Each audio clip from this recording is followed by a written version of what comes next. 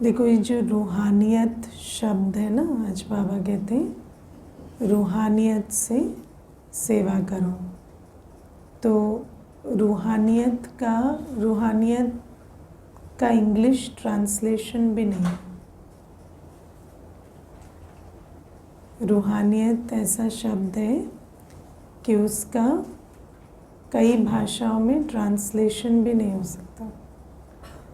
उसको जब ट्रांसलेट करते हैं तो स्पिरिचुअलिटी कहते हैं, बट वो रूहानियत नहीं समझ आते।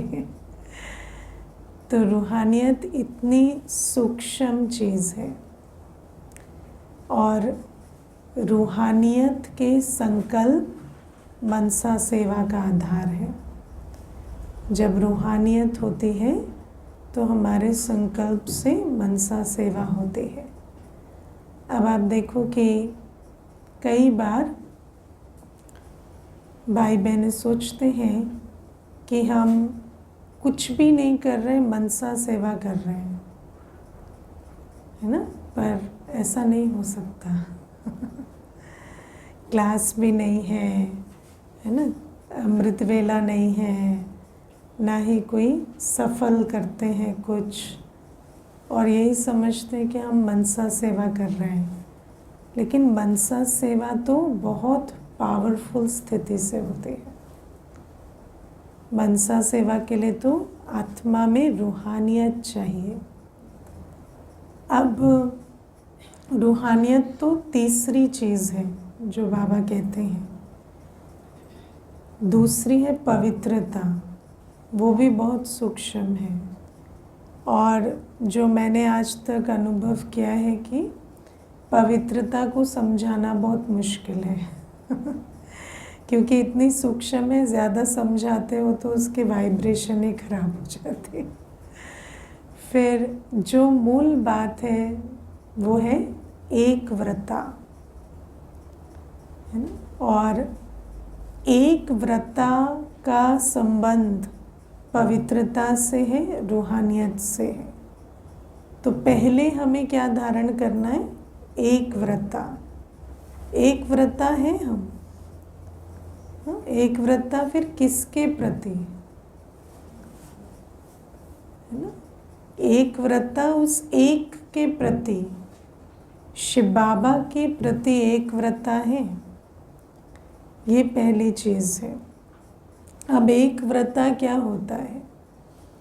तो एक व्रता माना मेरा सब कुछ एक से है और एक के लिए है, उसको कहते हैं एक व्रता। एक के लिए सब कुछ पहले है या नहीं वो चेक करो। मेरे समय, श्वास, संकल्प, तन, मन, धन, है ना, या वाणी, कर्म की प्रायोरिटी क्या है? मेरी फर्स्ट प्रायोरिटी क्या है? क्या मैं पहले बाबा के लिए समय निकालती हूँ, मेरा समय बाबा का है, फिर निमित्त मात्र अन्यों को समय देते हैं, या सबको समय देने के बाद बच जाए तो बाबा को समय दे देते हैं, है ना। हमारे चाहे संकल्प है ना, तो संकल्प को भी चेक करें। क्या मेरे संकल्प सब कुछ बाबा और बाबा के कर्तव्य के प्रति है, या सब चीज़ें सोचने के बाद, सब हर जगह संकल्प चलाने के बाद कुछ बच जाए तो थोड़ा बहुत ज्ञान मनन चिंतन कर लेते हैं और है ना, थोड़ा बाबा को याद कर लेते हैं, कैसा चलता है। तो एक व्रता होने के लिए सबसे पहले हमें ये चेक करना होता है, क्या हमारा सब कुछ एक के लिए है। और वो एक ऐसा नहीं है कि और जगह हम कुछ लगाते नहीं, लेकिन उस एक के निमित्त लगाते। मेरी प्रायोरिटी एक बाबा है। और जब किसी के प्रति हम अपना तन मन धन लगाते भी हैं तो वो भी इंस्ट्रूमेंट बनकर श्रीमत पर लगाते हैं। जहाँ मुझे बाबा ने कहा है लगाने के लिए वहीं लगाते हैं। तो वो भी बाबा के अर्थ ही करते है ना, इनडायरेक्ट विथ देहधारी और डायरेक्ट विथ बाबा। तो ये इतना मुझे पहले एक व्रता होना होगा, क्योंकि जहाँ हमारा तन होगा, धन होगा, वहाँ हमारा मन होगा। तो इसलिए बाबा हमें कहते हैं कि एक व्रता बने तब तो एकाग्रता हो। बाबा ने आज 3 शब्द एक व्रता, एक व्रता के साथ एकाग्रता, एक मति है ना, और एक रस स्थिति। तो जब एकाग्रता होती है तभी, जब एक व्रता होते हैं तभी एकाग्रता होती है, तभी एक की मत पर चलते हैं और तभी एक रस स्थिति हो सकती है। लेकिन एक व्रता की जो मंजिल है वो बहुत बड़ी है, क्योंकि काम, क्रोध, लोभ, मोह, अहंकार में 63 जन्म रहने के बाद हम कैसे हो गए? काफ़ी अनलॉयल हैं। इनफिडेलिटी, डिसलॉयल्टी, ये संस्कार होता है। एक का बनकर रहना वो आता नहीं है। तो एक व्रता सबसे बड़ी चीज़ है। तो बाबा कहते पहली निशानी जो है एक व्रता की वो क्या है? एक के लिए सब कुछ। फिर दूसरी निशानी एक से सब कुछ है। एक से मेरे सारे संबंध हैं, एक से मेरी सारी प्राप्ति है, एक से मेरा नाम, मान, शान है। जब एक के लिए सब कुछ होगा ना, तो उस एक से सब कुछ होगा। अब हम अपने को पूछें कि मेरे सर्व संबंध एक बाबा से हैं, क्योंकि क्या मुझे कोई और संबंध आकर्षण करता नहीं? कोई संबंध रूठ जाए, कोई संबंध हमसे नाराज हो, तो फिर भी मेरी स्थिति अचल अडोल रहती है। तो क्या मेरे सर्व संबंध एक से हुए या नहीं? हम हर एक से निमित्त मात्र संबंध बनाते हैं, संबंध निभाते हैं, लेकिन मेरे सर्व संबंध एक बाप से। जहाँ संबंध होगा ना, वहाँ इमोशनल रिएक्शन आएगा। अगर मेरे संबंध देहधारियों से हैं, तो फिर वहाँ जब संबंधों में ऊपर नीचे होगा तो मुझे उसका बहुत प्रभाव पड़ेगा। मुझे कोई संबंध ना पूछे, इग्नोर कर दे, है ना, मुझे समय ना दे या मुझसे कुछ दुर्व्यवहार करें, तो मुझे फ़र्क पड़ता है। फ़र्क पड़ता है देहधारियों से, माना हमने सर्व संबंध एक बाप से नहीं बनाए। और उसका कारण क्या है कि अभी मेरा सर्वस्व एक बाप का नहीं बना है, क्योंकि एक बाप पर सब कुछ बलिहार जाएंगे तो एक बाप से सर्व संबंध। और जिन संबंधों में अपने दिल लगाते हैं, अपना तन मन धन लगाते हैं और निमित्त मात्र नहीं, मेरा समझ कर लगाते हैं, वहाँ अगर वो हमारे हिसाब से ना चलें तो हम एक रस नहीं रह सकते, वो पॉसिबल नहीं है। इवन देह की भी बात आप ले लो, अगर देह में भी मेरापन है और देह में बहुत कुछ लगाते हैं निमित्त समझकर नहीं, मेरी देह समझकर, चाहे आप है ना जो भी फिज़िकल हेल्थ के लिए, चाहे आप है ना कुछ एक्सरसाइज करते हैं, समय देते हैं, ब्यूटिफिकेशन करते हैं, है ना, जो भी पर्सनालिटी, फिज़िकल पर्सनालिटी के लिए बहुत काम करते हैं, तो वो भी जो आप देह के प्रति लगाते हैं, अगर निमित्त समझकर नहीं लगाते, अगर ये नहीं समझते कि ये देह तो सेवा का साधन है ना। बाबा को भी कोई अचानक बुला लेता था, ब्रह्मा बाबा को, तो ब्रह्मा बाबा पहले कंघी करते थे फिर जाते थे, पता है ना। बुला लिया ब्रह्मा बाबा को कभी अचानक, तो बाबा पहले बाल ठीक करके जाते। तो रमेश भाई साहब ने एक बार पूछा, ये बॉडी कॉन्शियस नहीं है कि अपने बाल ठीक किए फिर गए ऐसे ही चले जाना। तो फिर ब्रह्मा बाबा ने कहा कि कोई मुझे देखेगा, मैं भगवान का रथ हूँ, तो उसको लगना तो चाहिए ना ये ब्रह्मा बाबा भगवान का रथ है। अब मैं ऐसा लगूं कि किसी को संशय ही हो जाए, ऐसा क्या रथ होगा भगवान का, है ना। तो ऐसा नहीं है कि तन का ध्यान नहीं रखते, या फिजिकली भी हम मतलब ऐसे ना लगे ऐसे शाबी और वैसे, वो भी हम ध्यान रखते हैं, लेकिन निमित्त मात्र। क्योंकि कोई हमें देखे तो उसको लगे कि हाँ परमात्मा की संतान है, तो इनको, है ना, इनकी स्वच्छता या जो अंदर की भी स्वच्छता है और बाहर का हमारा जो लुक है वो मैच करना चाहिए। ऐसा नहीं अंदर हम स्वच्छ हैं और बाहर ऐसे हैं कि अंदर और दिखाई नहीं दे रहा, बाहर इतना ध्यान जाए। तो बाबा कहते हैं कि वो भी हम निमित्त मात्र करते हैं या वैसे लगाव से करते हैं, उसमें बहुत अंतर है। तो बाबा कहते हैं क्या सबसे संबंध जो है वो निमित्त मात्र निभाते हैं, और एक बाबा से सर्व संबंध है ना। क्योंकि कोई भी संबंधी, चाहे शरीर भी छूट गया तो भी मेरी मुरली में सुई या नहीं,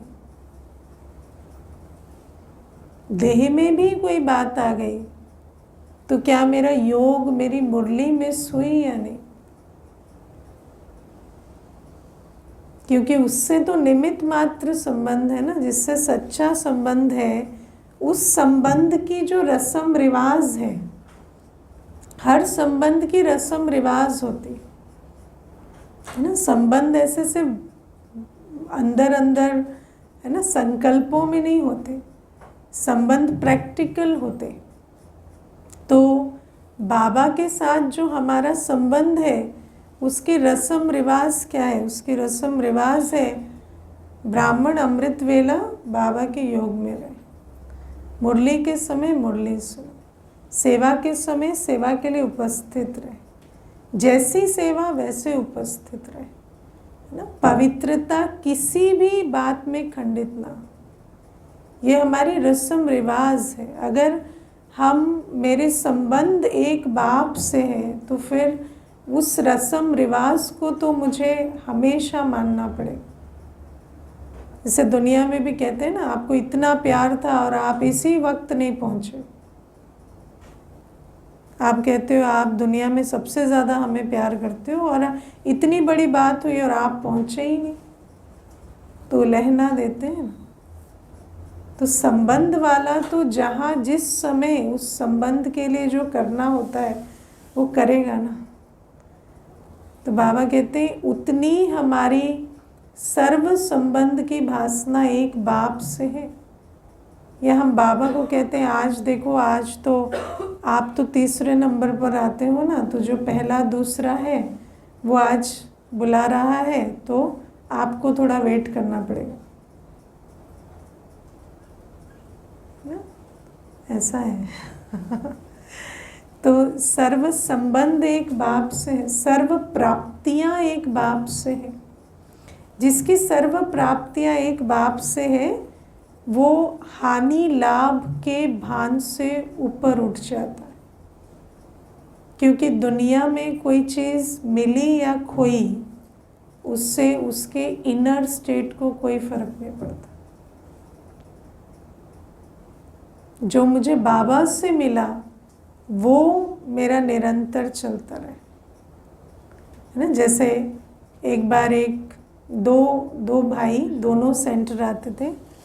तो एक भाई जो था उसको कुछ बिजनेस में बात आ गई, है ना, उसका कुछ सामान कहीं किसी ने, कोई गवर्नमेंट ने जब्त कर लिया, कुछ ऐसा हो गया। तो जो दूसरा भाई था उसने पूछा, आज आप क्लास में दिखे नहीं। तो वो कहता कि आज तो ऐसी बात हो गई थी। तो बोले कि अच्छा, तो क्या किया आपने, क्लास नहीं करके सामान बचा लिया? तो बोले नहीं, अभी जाऊंगा, 10 बजे ऑफिस खुलेगा ना तो जाऊंगा। तो उसने कहा, जो अच्छी धारणा वाला था, जो एक व्रता था, उसने कहा कि आपका वो सामान तो शायद बच जाएगा, लेकिन ये जो आपका नुकसान हुआ ना, आज जो आपकी मुरली मिस हुई, ये कल्प कल्प आपका रिपीट होगा। तो नुकसान तो आपका हो गया।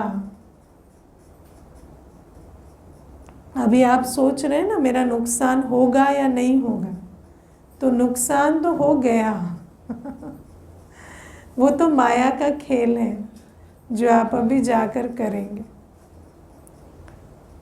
है ना। तो इसीलिए हम कई बार सोचते हैं कि ये प्राप्ति, वो अप्राप्ति, है ना, ये नुकसान हो गया, वो फायदा हो गया। लेकिन बाबा कहते हैं, जो जिसको समझ आ गया मेरी सर्व प्राप्तियाँ एक बाप से है, उसके लिए प्राप्ति और अप्राप्ति माना मेरी मुरली मिस हुई क्या, मेरा योग हुआ कि नहीं, मेरे आज सारे दिन में मनसा वाचा कर्मणा मैंने अपना कर्म तो नहीं बिगाड़ा, मैंने सेवा कर अपना भाग्य बनाया, आज हर सेकंड हर श्वास सफल किया। ये है प्राप्ति और अप्राप्ति। उसके लिए और कोई प्राप्ति या अप्राप्ति नहीं होती। और ऐसी आत्मा को दुनिया की कोई भी ड्रामा की कोई भी सीन हिला डुला नहीं सकते, क्योंकि माया के तो अस्त्र यही है ना, हानि लाभ निंदा स्तुति मान अपमान। तो जब एक व्रता होते तो इन बातों का कोई असर नहीं होता। इसीलिए तो बाबा कहते हैं ना, एक व्रता एक रस रह सकते। फिर मेरा मान नाम शान एक बाप से है, मेरा कोई अपमान नहीं कर सकता। किसी के कुछ कहने से, किसी के ओपिनियन से, किसी के बर्ताव से मेरा अपमान नहीं हो सकता। मेरा मान अपमान एक बाप से है। अगर मैं एक बाप के साथ हूँ तो सदा स्वमान में हूँ, और जहाँ स्वमान नहीं है वही अपमान का खेल होता है। तो क्या मेरा मान नाम शान, क्योंकि दुनिया में ये भी बहुत बड़ा चक्कर हो गया है आजकल, है ना, नाम मान शान में बहुत जाते हैं। तो मेरा नाम, मेरा मान, मेरी शान एक बाप से है तो कभी परेशान नहीं हो सकते। वरना कोई भी आएगा, कुछ भी करेगा, कुछ भी कहेगा, आपका नाम खराब हो गया, आपका अपमान हो गया, आप परेशान हो गए,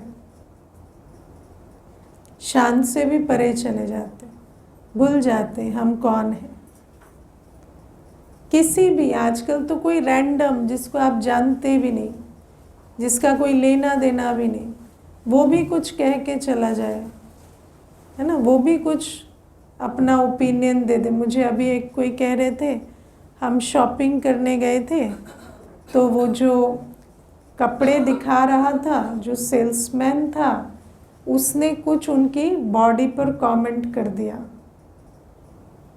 है ना, कि ये कहाँ आपको फिट होगा, या ये वाला सेक्शन आपके लिए नहीं है, या ऐसा कुछ। तो उन्होंने वहाँ पूरे 2 घंटे लगाकर उनके कंट्री हेड तक कंप्लेन की। है ना, और इसीलिए शाम की मुरली नहीं हुई।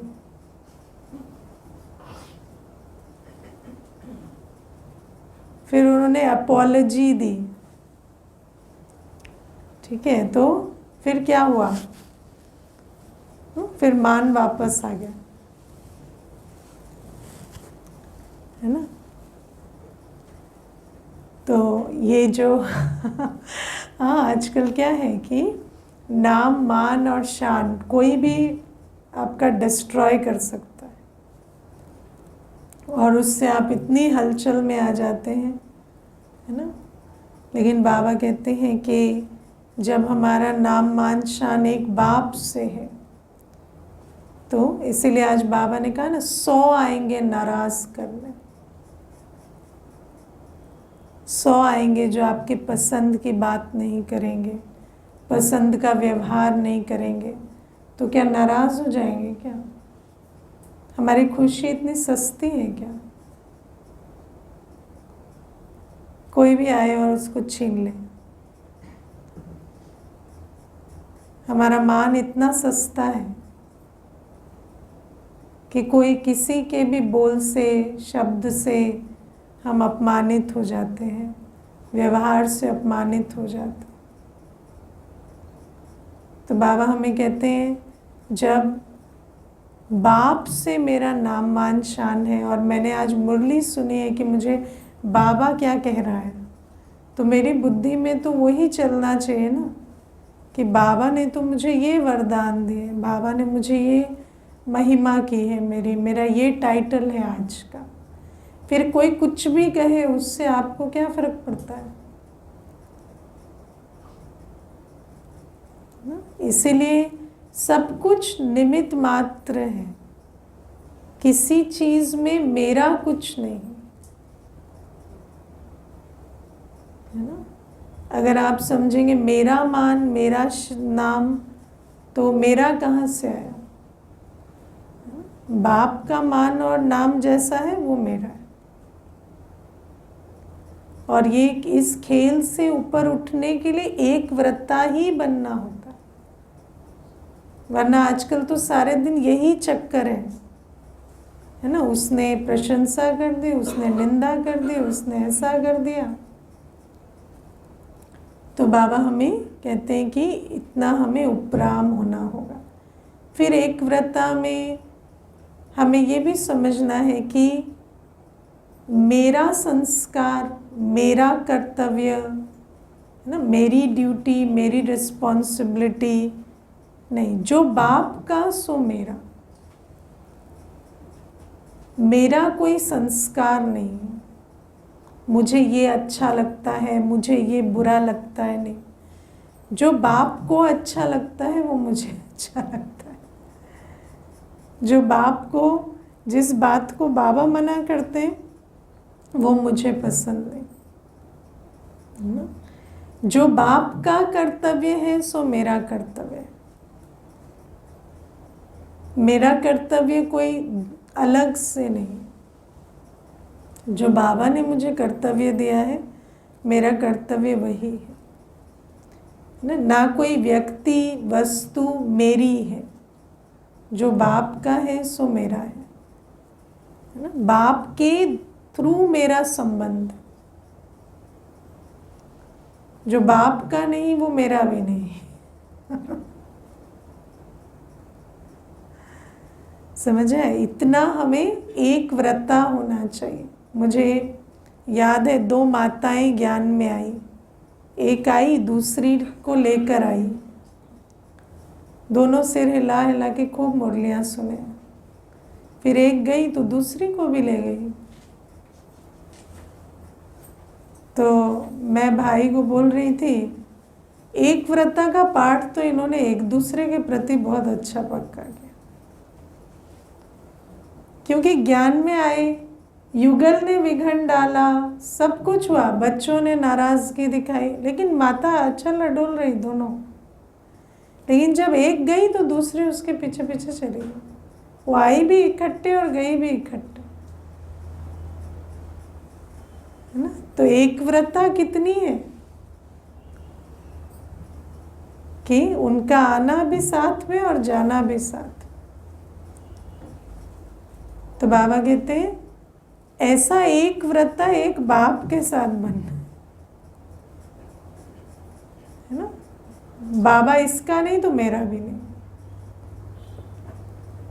बाबा से ये रूठे तो हम भी रूठे। इतना एक व्रता बाप के लिए बने ना, जो बाप का नहीं वो मेरा नहीं, जो बाप का है वो मेरा है। चाहे वो वस्तु हो, चाहे व्यक्ति हो, चाहे वो संस्कार हो, स्वभाव हो, हर चीज जो बाप की है सो मेरी। और जब ये एक व्रता का पाठ ठीक से पक्का हो ना, तभी एकाग्रता रहती।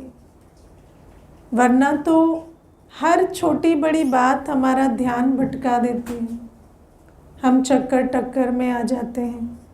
एकाग्रता क्यों नहीं रहती?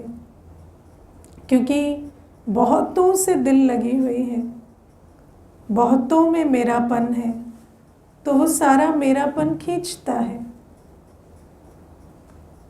और वो जो मेरापन है वो बुद्धि को भटकाता है। इसीलिए तो कहते हैं ना, बाबा को याद करना चाहते हैं पर याद और आते हैं, क्योंकि वहाँ संबंध का भान है, प्राप्ति का भान है ना। हमारा मान अपमान सब वहाँ से जुड़ा हुआ है। तो इसीलिए वो एकाग्रता नहीं हो सकती। और जहाँ एकाग्रता नहीं है तो एक बाप तो शांति का सागर है, सुख का सागर है, स्नेह का सागर है, और कोई तो नहीं है ना। तो जहाँ एकाग्रता नहीं वहाँ एक रस कैसे होंगे? फिर तो जो जिस अवस्था में है उस अवस्था का प्रभाव मुझ पर भी पड़ेगा। और एक की मत पर भी नहीं चल सकते, क्योंकि एक की मत पर चलने के लिए तो बुद्धि बहुत स्वच्छ और दिव्य बुद्धि चाहिए। और जहाँ अनेकों का प्रभाव हमारी बुद्धि पर पड़ता है तो बुद्धि और स्वच्छ बुद्धि, दिव्य बुद्धि नहीं रहती। फिर बाप की मत और मनमत और परमत में फर्क नहीं पता चलता ना। फिर तो मुरली सुनते भी है ना तो उसका अपना इंटरप्रिटेशन निकाल लेते हैं, क्योंकि बुद्धि की जो स्वच्छता है, जो दिव्यता है, वो ही नहीं है। एक बाप के संग का रंग ही बुद्धि पर नहीं पड़ रहा, तो कुसंग और सत्संग में फर्क भी नहीं पता चलता। ऐसा लगता है कि ये जो कह रहे हैं उल्टी बात और जो बाबा कह रहा है वो एक ही है ना। मैंने तो देखा है कई यज्ञ रक्षक करके इतने पाप कर्म करते हैं कि बात मत पूछो। हम यज्ञ रक्षक बने हुए हैं है ना, तो इसकी निंदा, उसके बारे में अपशब्द, उसके बारे में अपशब्द, क्यों? हम अपनी सेवा कर रहे हैं, हम राइट को प्रमोट कर रहे हैं, रॉन्ग को मना कर रहे हैं, and wrong right according to me. और ऐसा कर करके अपना भी कर्म भ्रष्ट करते हैं, इतना पाप का खाता बनाते हैं, लेकिन मालूम थोड़ी पड़ता है। और अपने ही जैसों का संग भी करते हैं, लेकिन जब बुद्धि भ्रष्ट होती है ना तो कुछ नहीं समझा सकते। जिसका बुद्धि योग ही बाबा से नहीं, बाबा ने आज कहा ना, सत्संग का प्रभाव नहीं तो कुसंग का की परख भी नहीं होती। कौन आपको उल्टे कर्म करा रहा है भी पता नहीं चलता है ना। जो काम आप लौकिक में छोड़ चुके थे वो सेवा के नाम पे कर रहे हैं आप, और पता भी नहीं चलता है ना। तो बाबा हमें कहते हैं कि इतनी बुद्धि भ्रष्ट हो जाती। लेकिन ये बुद्धि भ्रष्ट क्यों होती है? क्योंकि बाबा के साथ बुद्धि योग ही नहीं, एक व्रता नहीं बनते। और ये जो एक व्रता नहीं है तो एकाग्रता, एक रस या एक मत हो ही नहीं सकते। फिर अनेकों की मत पर चलेंगे, अनेकों के संग में आएंगे, उन संग के रंग से अनेक पाप कर्म करेंगे और वो सब कुछ सफ़ेद चोले में चलता रहेगा। इसलिए बहुत एकाग्रता चाहिए। और बाबा हमें कहते हैं जब ऐसे बने तब ब्रह्माचारी बनेंगे, तब हम ब्रह्मा बाप समान संकल्प, बोल, कर्म हर रूप से ब्रह्माचारी बनेंगे। और तब रूहानियत है ना, तब हमारी वाइब्रेशन बदलते हैं, तब हमारी वाइब्रेशन बदलती है, हमारी वाइब्रेशन स्पिरिचुअल बनती है। हम आत्मा के अंदर जो आत्मिक शक्ति है वो जैसे इमर्ज रूप में रहती है। और बाबा कहते हैं उस रूहानियत के बल से हमारे संकल्पों से मनसा सेवा होती है, हम वाणी से हर एक को सुख देते हैं, अपने हर कर्म से अन्यों को कर्म योगी बनने की प्रेरणा देते हैं, हमारे मुस्कान से खुशी मिलती है, नैनों से शक्ति मिलती है, चेहरे चलन से डबल लाइट फरिश्ता स्वरूप नजर आते। तो ये रूहानियत है। और बाबा हमें कहते हैं समय की पुकार है। अभी बाबा कहते हैं तुम्हें ब्रह्मा बाप भी इंतज़ार कर रहे हैं, प्रकृति भी इंतज़ार कर रही है, समय भी हमारा इंतज़ार कर रहा है कि ये मेरे मालिक तैयार हों, तो फिर मुक्ति के गेट खुले और हम जाएं। तो बाबा कहते हैं क्या, और आप देखो दुनिया में कितने झटके पड़ रहे हैं, उन झटकों से क्या होता है, देखो दुनिया में तो किसी को रास्ता ही नहीं पता, तो वो तो झटकों से और दुखी होते हैं, उनके अंदर और भय बढ़ता है और परेशान होते हैं। लेकिन उन झटकों से ब्राह्मणों को होश आता है कि अब मुझे जाग कर अपना अंतिम कर्तव्य पूरा कर संपन्न संपूर्ण बनकर सबको वापस ले जाना है, या ऐसे सब झटके खाते रहे वो ठीक है। वो झटके क्या है, प्रकृति का कॉलिंग बेल है, घंटी बजा बजा के हमें बोल रही है मैं वेट कर रही हूँ, है ना। कई बार किसी को वेट करवा देते हैं, फिर पता नहीं ये भूल जाते हैं ना, तो बेल बजा के फिर याद दिलाता है मैं अभी भी खड़ा हूँ। तो प्रकृति भी हमें झटके दे देकर कहती है मैं वेट कर रही हूँ, तुम परिवर्तन हो तो मैं भी परिवर्तन हूँ। तो हमें वो प्रेशर फील होता है कि मुझे तैयार होना है, कि हम भी पीछे देख रहे हैं कोई और है जो रिस्पॉन्ड करेगा। बाबा इसलिए आज पूछते हैं जिम्मेवारी का ताज पहना है, अपने को जिम्मेवार समझते हैं। क्योंकि आप देखो हमने दुनिया में ना एक बहुत अच्छी चीज़ सीखी है, उसको हम कहते हैं लर्न्ड हेल्पलेसनेस। हम क्या कर सकते हैं, हम क्या कर सकते हैं, देखो ना ये हो रहा है वो हो रहा है, पर हम कुछ कर थोड़ी सकते हैं। ये तो वो करेंगे, सरकार करेगी, ये तो वो डिपार्टमेंट करेगा, ये तो वो करेगा, हम तो क्या ही कर सकते हैं, है ना। इसीलिए मनुष्य दूसरे पर जिम्मेवारी डाल के अपने को मजबूर बार बार याद दिलाता मैं तो कुछ नहीं कर सकता। अब ये तो बड़ों का काम है, ये तो उनका काम है, ये तो उनका काम है, ये तो वो जो 50 साल से बैठे हैं वो करेंगे, ये तो जो उस डिपार्टमेंट के हेड हैं वो करेंगे। लेकिन बाबा कहते हैं फिर तुम क्या करोगे, तो बाबा कहते समझ आता है कि जो करना है मुझे करना है, और स्व परिवर्तन के आधार से विश्व परिवर्तन होना। तो मुझे जिम्मेवारी उठानी है, अपने शक्ति स्वरूप शांत स्वरूप में स्थित हो, अपनी वाइब्रेशन से भी हर एक को रूहानी शक्ति देकर परिवर्तन करने की। तो बाबा कहते हैं ये जो सूक्ष्म स्थूल, बाबा कहते वाणी की सेवा भी करो, साथ में मनसा सेवा का भी बैलेंस बनाओ। हर प्रकार से जो करना है मुझे करना है, मुझे बाबा ने निमित्त बनाया है।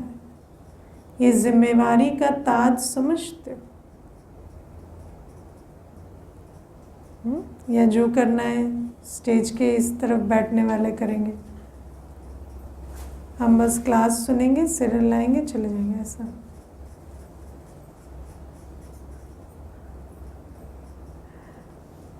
तो जिम्मेवारी का ताज तो पहनना पड़ेगा ना।